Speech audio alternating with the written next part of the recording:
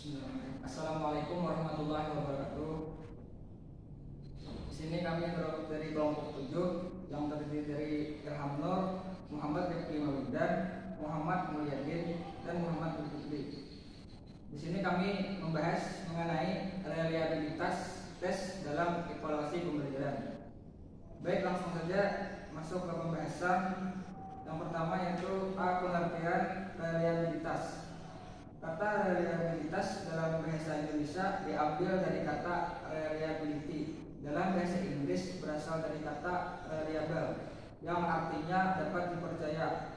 Reliabilitas merupakan kata benda, sedangkan reliable merupakan kata sifat atau keadaan. Reliabilitas merupakan penerjemahan dari kata reliability yang mempunyai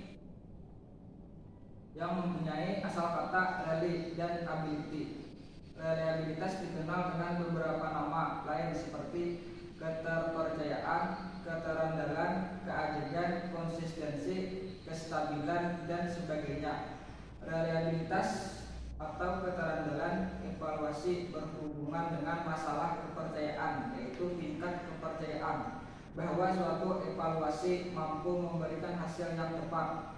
Menurut Wahidin, suatu instrumen pengukuran dikatakan reliable apabila instrumen tersebut dipergunakan secara berulang akan menunjukkan hasil pengukuran yang sama. Reliabilitas merupakan konsistensi kuesioner terhadap jawaban responden dalam beberapa kali pengujian pada kondisi yang berbeda dengan menggunakan kuesioner yang sama. B. Jenis-jenis reliabilitas. 1. Metode tes retest. Tes retest adalah derajat yang menunjukkan konsistensi hasil sebuah tes dari waktu ke waktu. Pengetesan 2 kali dengan menggunakan satu tes atau satu seri tes yang sama pada waktu yang berbeda. Tes seperti ini juga dikenal dengan istilah lain yaitu single test double trial method, atau satu jenis tes dicobakan 2 kali. Kemudian hasil dari kedua kali tes tersebut dihitung korelasinya, maka nilai tersebut adalah reliabilitas dari tes.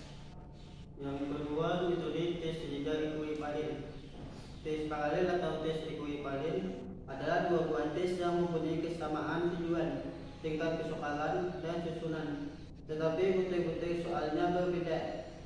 Dalam menggunakan metode tes ini, pembuat tes harus menyiapkan 2 buah tes dan masing-masing dicobakan pada kelompok siswa yang sama.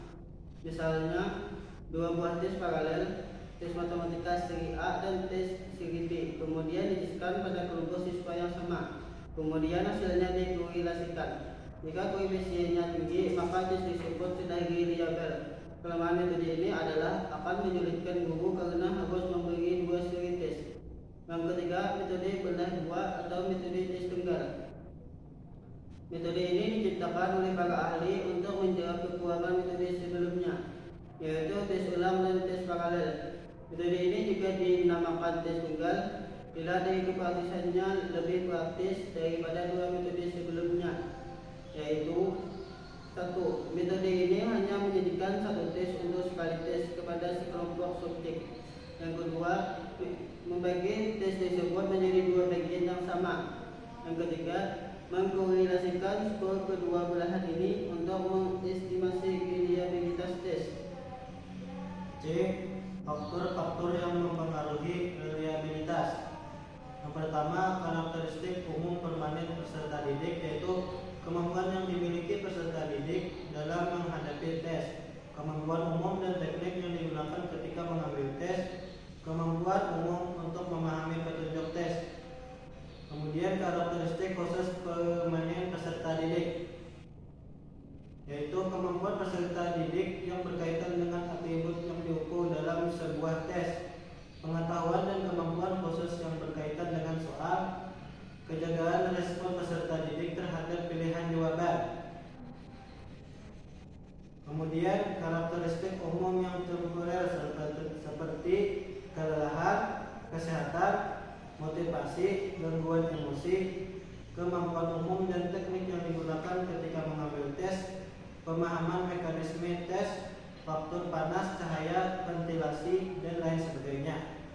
Kemudian karakteristik khusus yang temporer, yaitu pemahaman terhadap petunjuk khusus, trik atau teknik-teknik mengatasi tes, pengalaman menghadapi tes terlebih lagi dan dalam tes psikomotor, kebiasaan menghadapi sebuah tes. Kemudian khusus yang berkaitan dengan soal fluktuasi ingatan yang dimiliki peserta didik, hal-hal yang berkaitan dengan perhatian dan keakuratan. Kemudian faktor penyelenggaraan, yaitu waktu, bebas dari gangguan dan petunjuk yang jelas, pengawasan, pensekuran. Kemudian faktor yang tidak pernah diperhitungkan, yaitu keberuntungan karena waktu menebak, mengingat soal yang dilihatnya.